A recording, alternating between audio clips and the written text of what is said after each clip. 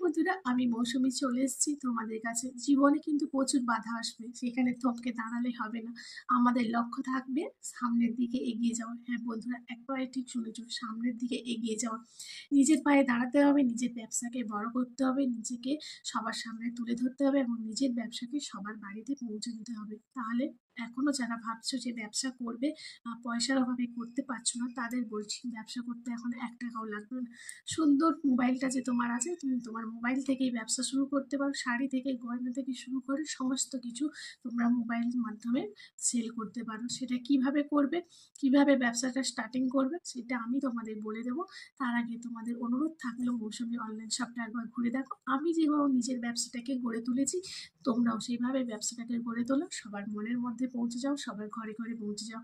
আমার চ্যানেলে যে তোমরা ভিডিওটা দেখছো, ওই চ্যানেলের উপরে লিঙ্ক দেওয়া আছে, লিঙ্কে ক্লিক করলে সরাসরি পৌঁছে যাবে মৌসুমী অনলাইন শপে।